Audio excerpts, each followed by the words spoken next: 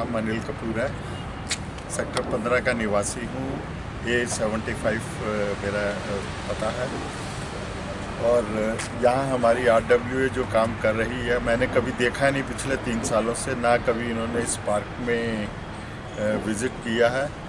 स्वच्छता के बारे में भी RWA को शायद कुछ पता नहीं। जो कुछ चीज़ें ज़रूरी थी, जैसे मेरे पीछे कूड़ा है या मेरे पीछे खाद के कंपोस्ट पिट है, ये भी नहीं कभी इंस्पेक्शन किए गए RWA के द्वारा कि इनकी क्या वैल्यू है, क्या महत्ता है। और ये कूड़ा हटना चाहिए बेसिकली, अगर हम लोग नोएडा को चाहते हैं कि एक उत्कृष्ट स्थान बने स्वच्छ भारत के अभियान में। आप जैसे पहले भी RWA का अध्यक्ष रहे हैं, तो आपको क्या लगता है कितनी फ़र्क है पहले जो आपके समय में RWA था और अब की जो RWA है? मैं RWA में बहुत पहले रहा हूँ। अगर बात की जाए तो 84 to 90 के बीच में रहा हूँ।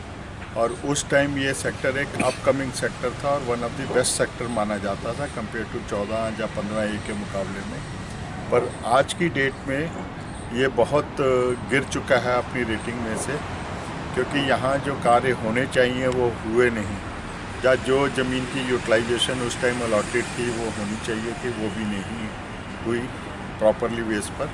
तो ये डिफरेंस रहा है। नहीं, आप अगर बाहर के, अगर हम लोग जैसे बाहर आते हैं तो बाहर लोग यही कहते हैं कि नोएडा सेक्टर 15 जो है वो हाई क्लास की सेक्टर है, सबसे वो आगे है, सबसे नंबर 1 पर है। क्या आपको लगता है आप उसको रेटिंग दे सकते हैं कि ये नंबर 1 सेक्टर है पूरी नोएडा में? मैं तो इस टाइम हम लोग ही पछताते हैं, क्योंकि जब ओरिजिनली टाउन प्लानिंग हुई थी, टाउन प्लानिंग में आप देखेंगे कि सब डिस्ट्रिक्ट्स के, गुड़गांव को लें या फरीदाबाद को लें या पंचकुला को लें, चंडीगढ़ को लें, तो हर जगह 15, 16, 17 सेक्टर, 14, 15, 16, 17 सेक्टर ये उच्च कोटि में आते थे। और उसी हिसाब से सारी प्लानिंग हुई थी कि 15 सेक्टर एक प्राइम सेक्टर रहेगा। पर अगर मैं नोएडा को देखूं कंपेयर टू दूसरे जगह के मुकाबले में, तो नोएडा में सेक्टर 15 का इस टाइम शायद कहीं पर भी स्थान नहीं होगा। क्या इसमें क्या कमी है कि आप उसके रेटिंग से कम इसे रेटिंग दे रहे हैं? कमी ये है कि RWA फंक्शन नहीं कर रही प्रॉपरली किसी को कंसल्ट नहीं करती। मैं जैसे सेक्टर में हूँ, आज से 3 साल पहले हमारे ये नाले को लेकर एक मीटिंग रखी गई थी। उसके अंदर जो चेयरपर्सन थे वो सुप्रीम कोर्ट से अपॉइंटेड हैं, भूरेलाल जी, उनके अंतर्गत रखी गई थी। 14 सेक्टर ने बहुत उसमें लीड लिया था, 15A ने लीड लिया था। मुझको भी जो इन्विटेशंस और जो इन्फॉर्मेशंस मिली थी उसमें 14 सेक्टर से मिली थी, क्योंकि 14 सेक्टर के जो RW है उसमें हमारे कुछ सुप्रीम कोर्ट के जजेस की वाइफ मेंबर हैं। पर हमारे सेक्टर ने वो जहमियत भी नहीं उठाई कि हमें इन्फॉर्म किया जाए। और उस टाइम नोएडा अथॉरिटी एक स्कीम लेके आई थी कि मेरा कूड़ा मेरी जिम्मेवारी के अंदर। उन्होंने एक मशीन सैंक्शन की थी हर सेक्टर को, जिसके ऊपर 75% सेक्टर को अथॉरिटी पैसा दे रही थी। मैंने ऑफ़र भी दी थी अपने सेक्टर को कि मैं आपको मशीन प्रोवाइड कर देता हूं, क्योंकि मैं खुद मैन्युफैक्चरर हूँ उस मशीन का और कई चीज़ों का, स्वच्छ भारत मिशन के अंदर। तो हमारे सेक्टर ने उस पर भी तवज्जो नहीं दी। अगर वो तवज्जो दी होती तो आज शायद हमारा सेक्टर अपने ही कूड़े से, जो आज हम लोगों को पैसा दे रहे हैं उठाने के लिए, तो उस कूड़े से अपनी एक इनकम कर सकती थी। अभी पता चला कि दिग्विजय सिंह जी हैं, सेक्टर के समाज सेवी हैं, उन्होंने इलेक्शन के लिए DM और सिटी मजिस्ट्रेट को लेटर दिया, उन्होंने पत्र, और रजिस्ट्रार कार्यालय भी भेजा है। तो आप इसमें कितने सहमत हैं कि क्या ये लेट हो रहा है? जैसे कि बीच में कोरोना समय चल रहा था, उनका कहना है कि ये 1 साल लेट हो गया। नहीं, ऐसा नहीं है, ऐसा नहीं है।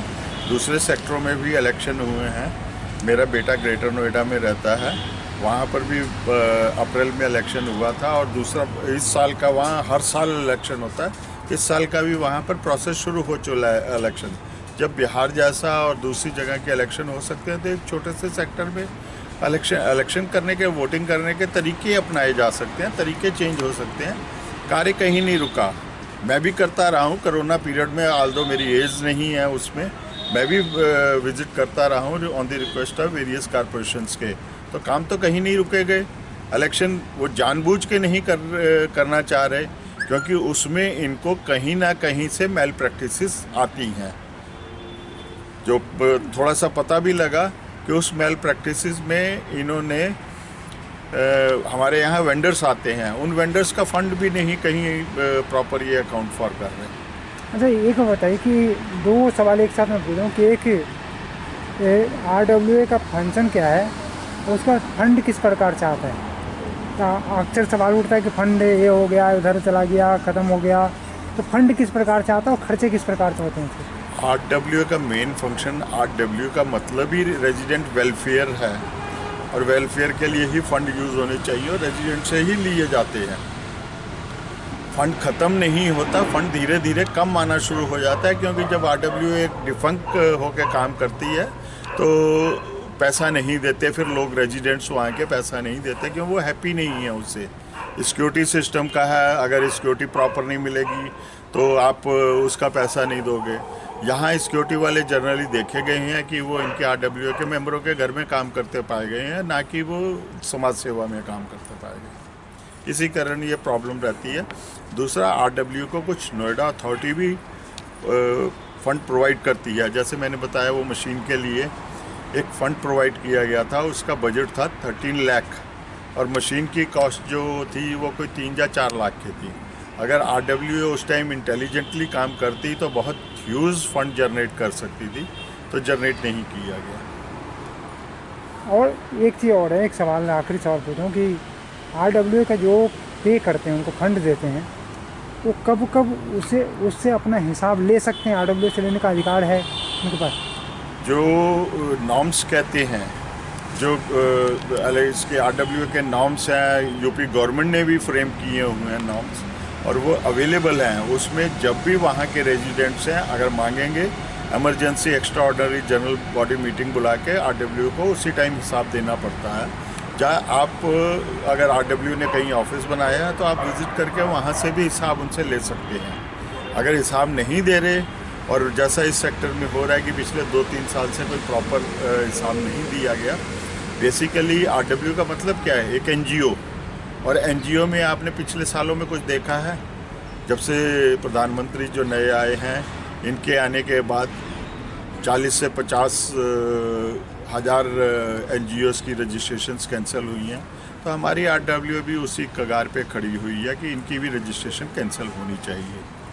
चलिए।